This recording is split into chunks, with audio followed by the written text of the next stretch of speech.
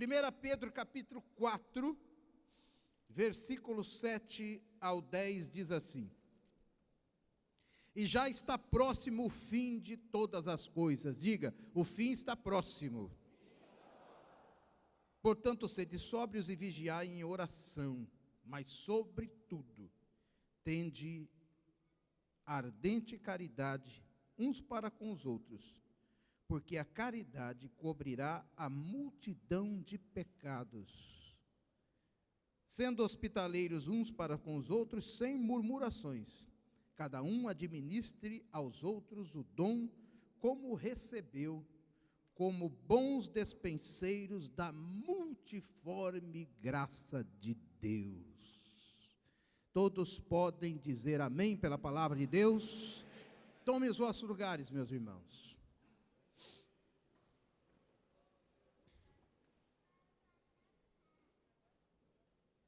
Há 2 domingos atrás eu falei sobre este texto, mas não conseguimos esgotá-lo, esses versículos. E naquela oportunidade eu falei que o contexto que envolve essa epístola era um contexto de muito sofrimento, de muita angústia, de uma perseguição implacável do governo romano contra os cristãos. Jerusalém foi invadida por um general romano chamado Pompeu, no ano 63 a.C., quando Jesus veio à terra. Israel estava debaixo do jugo do governo romano, do Império Romano. No ano seguinte, o imperador Nero desencadeou uma perseguição terrível contra os cristãos. E para eles fugirem da perseguição implacável, eles tinham que abandonar todos os seus bens, suas casas, suas famílias, ou então tinham que negar a fé. O ódio do imperador e dos seus súditos, o ódio e a ordem era para que aonde houvesse um cristão, ele deveria ser morto. Eu estava ontem lendo um site de notícias cristãs, o nosso GPS Gospel, e ali estava dizendo sobre a história de um irmão que foi preso e condenado a ficar 6 anos numa cadeia, esta semana, porque num desses países islâmicos, porque entrou numa rede social chamada Facebook, e lá entrou numa página cristã, e apenas teclou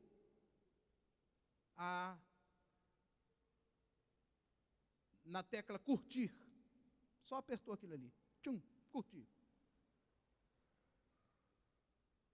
O governo descobriu, ele foi levado até a corte daquele país e foi condenado a 6 anos de prisão.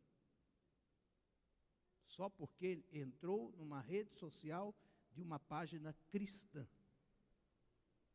Isso que nós estamos vendo, lemos na Bíblia, ela está acontecendo nos dias de hoje. Não acontece no nosso Brasil? Ainda não. Porque aqui existe uma igreja forte, poderosa, e nós estamos aí bradando.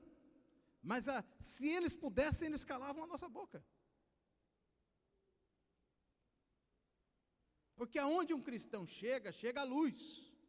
E aonde a luz chega, as trevas têm que resistir e cair por terra. E o cristão é luz nesse mundo e sal nessa terra. Aonde chega um cristão, ou aonde o evangelho chega, existe uma mudança de comportamento. A indústria do cigarro fale, a indústria da cachaça fale, a prostituição fale, a corrupção cai por terra, Aonde tem um cristão, chega o Evangelho de Cristo, que é eminentemente libertador. A Bíblia diz: e conhecereis a verdade, e a verdade vos libertará.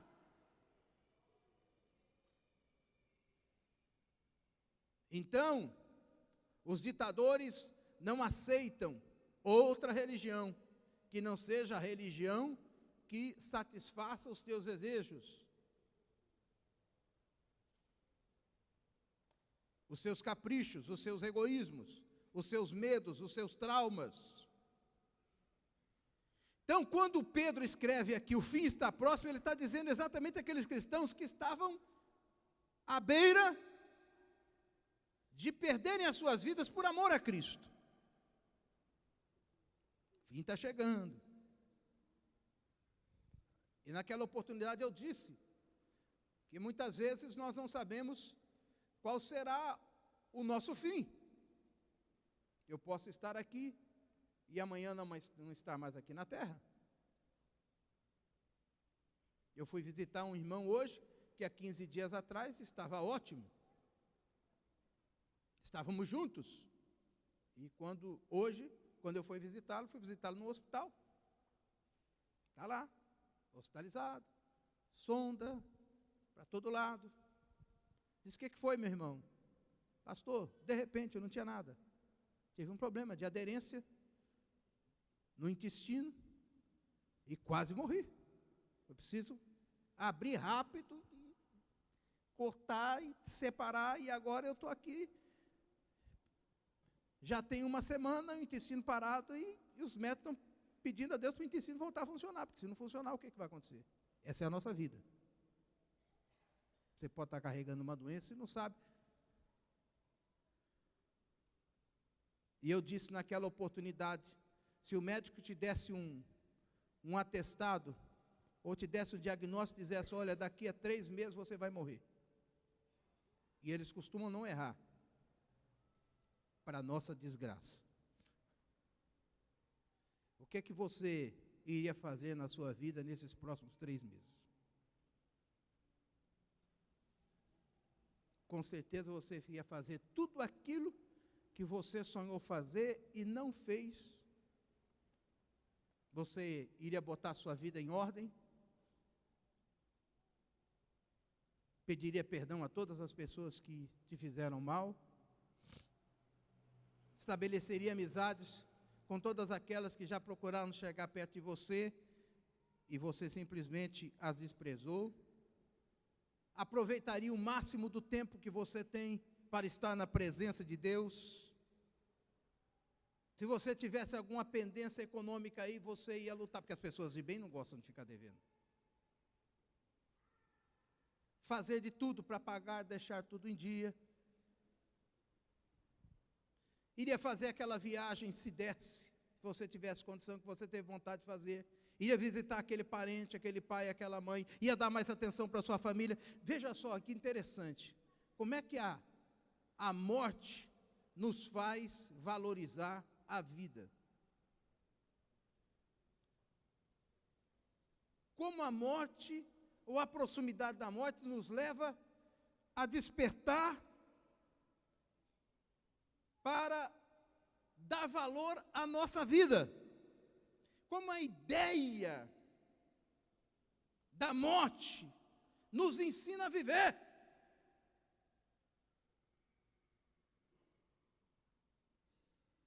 E o apóstolo Pedro escreve aqui e dá algumas dicas sobre o que você deve fazer para viver da melhor maneira possível. Primeiro, o fim já está próximo. Todas as coisas estão se aproximando do fim. Portanto, sede sóbrios em oração. Essa palavra sóbrio aqui significa moderado. E nós já falamos sobre isso. Segundo, vigiai em oração. Ou seja, sede vigilantes em oração. Diga comigo isso. Sede vigilantes em oração. Essa palavra vigilante ou vigiai. Você pode trocar esta palavra aqui por um sinônimo chamado criterioso. Sejais vigilantes, sejais criteriosos, a bem das vossas orações.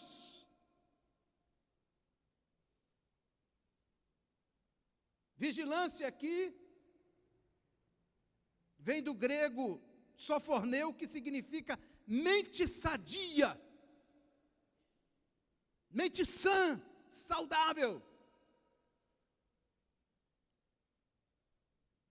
Com que você está ocupando o maior tempo da sua vida? Com as coisas de Deus ou com as coisas do mundo? Agora, pastor, peraí. Todos nós trabalhamos, todos nós temos nossos deveres.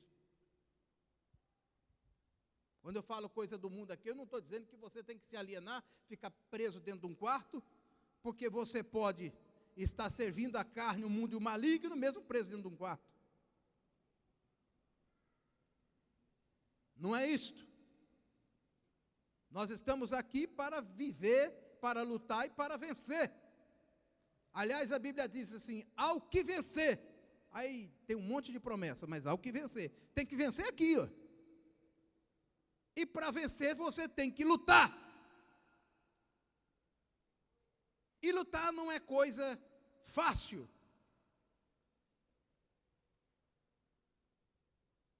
Tem pelejas pequenas e às vezes as pelejas são grandes. Mas nós temos que vencer. Estamos de passagem aqui. Mas no céu não entra derrotado.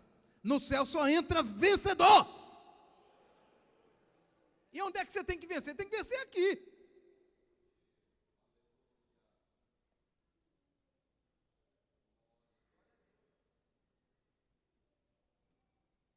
Então não é isso que eu estou dizendo.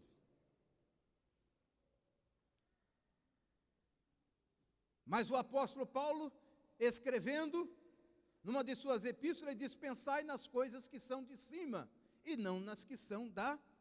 A mente do crente, a sua mente, a sua forma de enxergar o mundo, a sua forma de enxergar as coisas, a sua forma de agir, ao seu comportamento,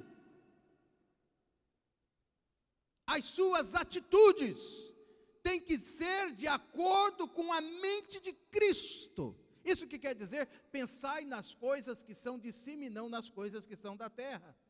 Não é a terra que tem que ditar o que eu e você temos que fazer, não é o mundo que tem que ditar isso. Nós estamos debaixo de um senhorio, é o senhorio de nosso Senhor e Salvador Jesus Cristo. Estar debaixo de senhorio significa dizer, você não tem vontade própria.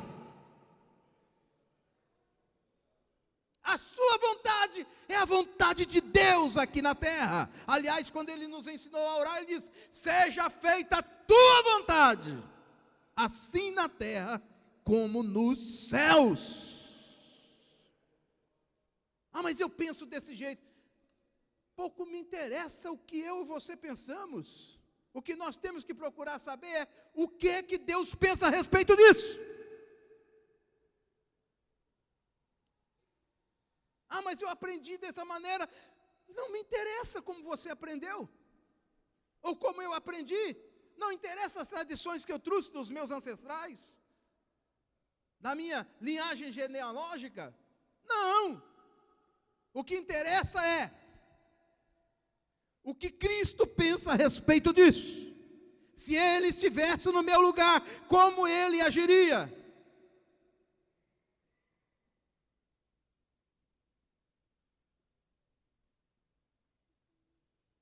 Porque através de mim, Jesus clareia. Aleluia. Aleluia, aleluia, é isso que nos identifica como cristãos, não é a nossa vestimenta, não é o cartão de membro que a gente carrega de uma denominação evangélica, não é a nossa cabeça cheia de teologia, mas é o nosso comportamento, a nossa atitude, o nosso falar, o nosso agir, por onde a gente vai, ou aonde a gente deixa de ir. se relaciona. Isso é que vai denunciar se eu sou um cristão ou não sou. Nas grandes e nas pequenas coisas. A pergunta que eu e você temos que fazer dia após dia é essa: se Jesus estivesse aqui, o que ele faria? Se ele estivesse no meu lugar aqui agora, como é que ele ia responder essa situação? Como é que ele ia encarar esse problema? Como é que ele responderia a essa pessoa?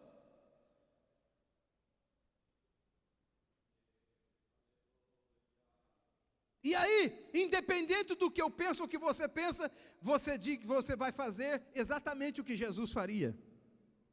Você vai agir exatamente como Jesus agiria. Isso é cristianismo. O resto é conversa. O resto é balela. O resto é filosofia. O resto é teologia. O resto é tradição. O resto é religiosidade.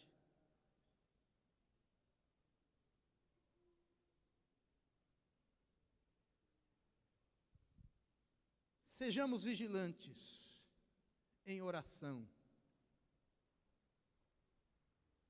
Essa palavra em oração aqui, o sentido original é em ou a bem das nossas orações. Ou seja, a nossa oração tem que vir acompanhada de sobriedade.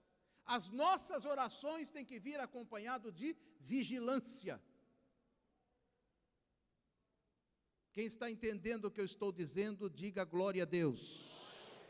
Diga a alguém que está ao seu lado, a tua oração, diga bem alto, a tua oração tem que vir acompanhada de moderação.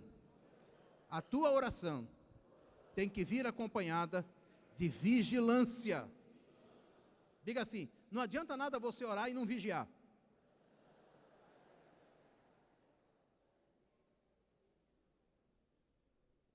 A oração é a chave que abre a janela dos céus.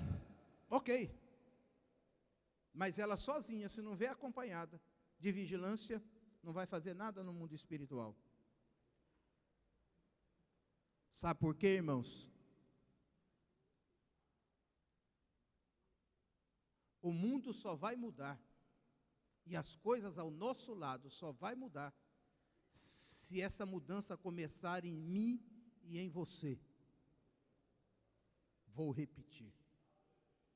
O mundo só vai mudar se essa mudança que a gente preconiza tanto começar através da minha vida e da sua vida. E o mundo que eu estou dizendo não é esse sistema que nós estamos vivendo aqui, não. É esse mundo que nos cerca. Nós vivemos num mundão e cada um tem o seu mundinho. Cada um tem a sua tribo, cada um tem a sua família, cada um tem o seu grupo social, cada um tem aquelas pessoas que convivem perto de você. Não adianta nada se você falar mal do governador, ou falar mal do presidente, ou falar mal do prefeito, ou falar mal do juiz, ou falar mal de A, de B e de C, se você faz as mesmas coisas que eles. Isso não vai contribuir em nada. Eu tenho que ser a mudança que o mundo precisa experimentar. Diga isso para alguém que está do seu lado. Você precisa ser a mudança que o mundo precisa experimentar. Aleluia. Glória a Deus. Glória a Deus. Sejamos vigilantes no nosso lar, no cumprimento dos deveres e das promessas que nós fizemos em relação ao nosso cônjuge. Sejamos vigilantes no cumprimento dos deveres que nós temos para com os nossos filhos. Sejamos vigilantes na honestidade e na fidelidade conjugal.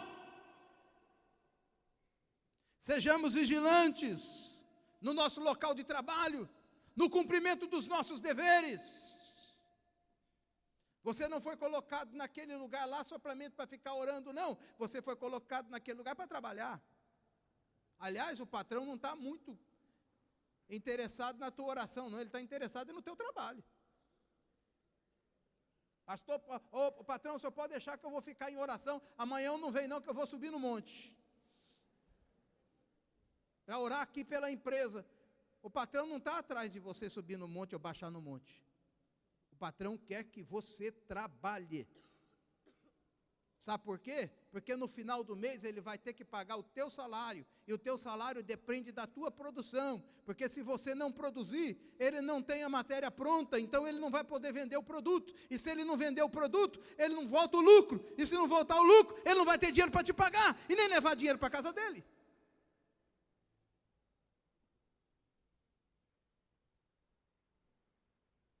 Porque é uma relação de patrão e empregado é exatamente essa. Eu vendo o meu produto chamado trabalho. E ele me paga por esse produto. O produto do seu trabalho ele vende, negocia, ganha o dinheiro dele, bota no bolso e paga aquilo que ele contratou com você. Então, não adianta nada você orar, oh Deus, abre uma porta de emprego, meu Deus, melhora o meu emprego. Se no emprego que você não está fazendo as coisas bem feitas. Você não está fazendo com excelência. Como é que Deus pode te dar uma coisa maior, se você não é fiel na coisa menor? O princípio é este: foste fiel no pouco, sobre o muito te colocarei. Louvado seja Deus! Porque Jesus foi que fez essa constatação. Quem é fiel no muito, é fiel no pouco. Mas Deus nunca te coloca no muito, se você não for fiel no pouco. Essa é a regra infalível de Deus.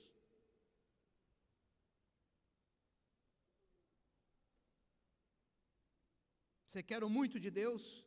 Aprenda a ser fiel no pouco. Faça o seu melhor. Aleluia, glória a Deus, glória a Deus. O maior exemplo disso é a história de José na Bíblia.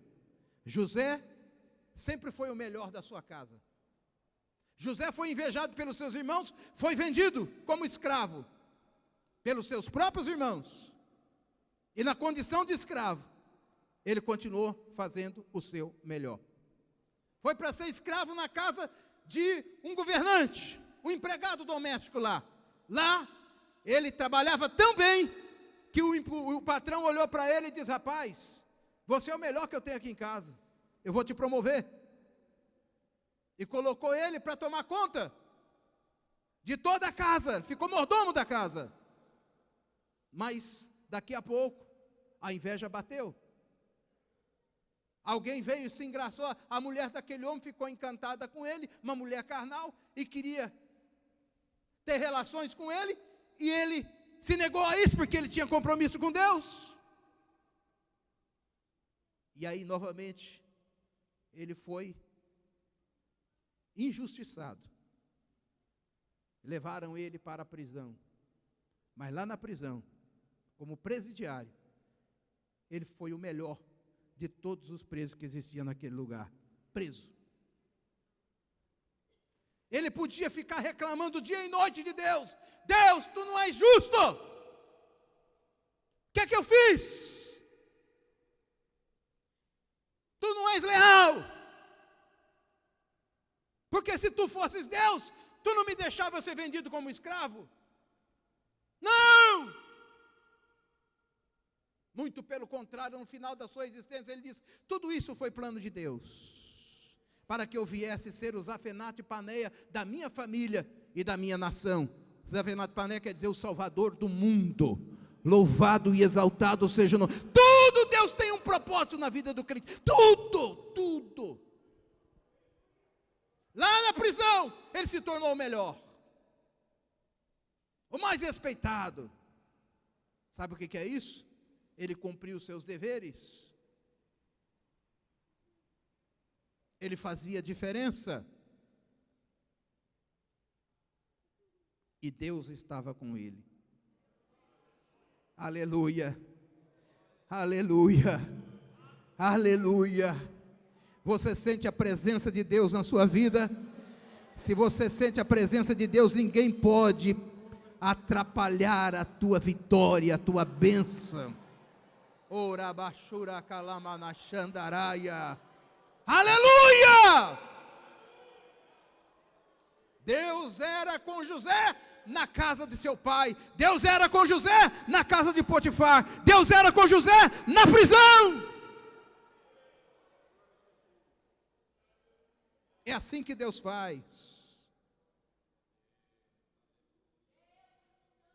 Às vezes Deus nos tira de casa, Deus nos leva para um outro lugar, e parece que a gente só vai decrescendo na vida espiritual. Você vê que, sob o ponto de vista natural, José estava em decadência. De filho virou escravo, de escravo virou preso. Foi lá na parte mais baixa da pirâmide social, vivendo à margem da sociedade, como um marginal lá embaixo.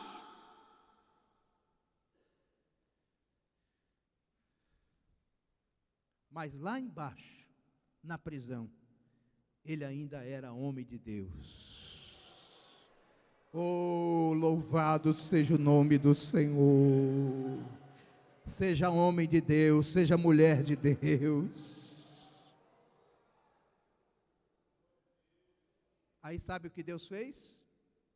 Deus fez o faraó perder o sono. Só Deus faz faraó perder sono. Aleluia, glória a Deus, glória a Deus. A oração de José era acompanhada de vigilância. Faraó teve um sonho, e aí você já conhece a história toda. Ninguém conseguiu interpretar o sonho, mas tinha um companheiro de José, que estava liberto já, e estava trabalhando, e disse: olha, eu conheço alguém que sabe interpretar esse sonho aí. Me conta isso aí, contou a história dele, chamou o José, mandaram buscar, o preso mandou buscar. Eu não sei se foi Potifar que foi buscar ele, ou se Potifar tomou conhecimento. Eu fico imaginando a mulher do Potifar, aquela prostituta, chegando e ouvindo falar: o José, que você mandou para a cadeia injustamente, está lá no palácio. Oh, glória seja dada ao nome do Senhor.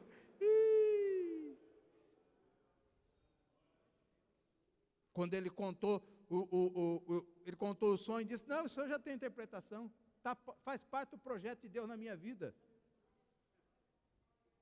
Vou contar para você o que vai acontecer.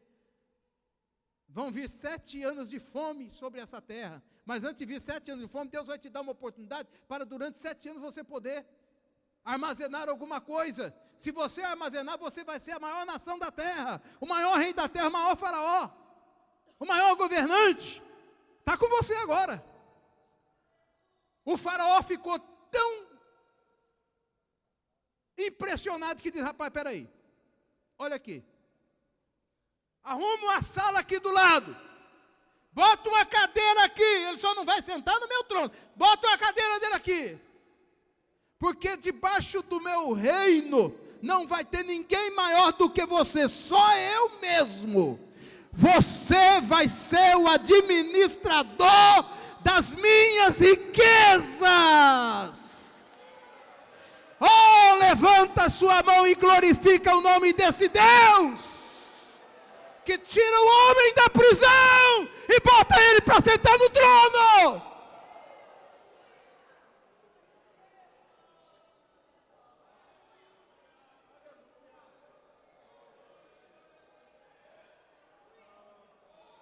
Glória, glória, glória ao nome de Jesus.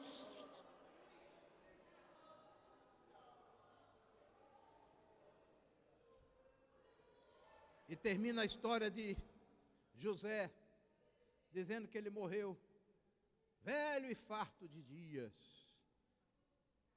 E a bênção de José está conosco até hoje. Aqueles que são de Deus, Deus tem provisão. Pode vir o que vier, aconteça o que acontecer, nós estamos debaixo da bênção, de acordo com o patriarca José, a bênção da providência. Os celeiros de Deus estão cheios, a mão de Deus não está encolhida, para que Ele não possa abençoar e não possa salvar. Oh, meus irmãos, que Deus aplique a sua palavra aos nossos corações. Sejamos vigilantes nos nossos negócios, sejamos vigilantes na nossa fé, rejeitando os ensinos antibíblicos, igrejas e religiões que se desviaram da verdade de Deus, da verdade revelada na Bíblia, igrejas que estão virando lugar de espetáculo, de show, os cultos não tem mais momentos para a palavra, é só show, é espetáculo, é corrente não sei disso, corrente não sei daquilo, corrente não sei das quantas, campanha dos 7 não sei o quê, campanha dos 5 não sei quanto, e os crentes vão vivendo dessa ilusão, fazendo corrente, fazendo campanha, fazendo movimento, e vivendo nessa ilusão, mas não adianta nada você fazer corrente, você fazer campanha, você entrar numa ligação, se a tua vida não mudar. Se você não mudar, não adianta.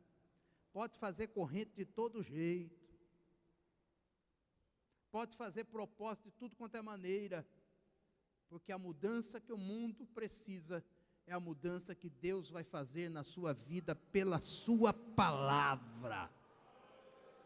Louvado e exaltado seja o nome do Senhor. Vamos dar para Jesus a melhor salva de palmas que a gente puder dar.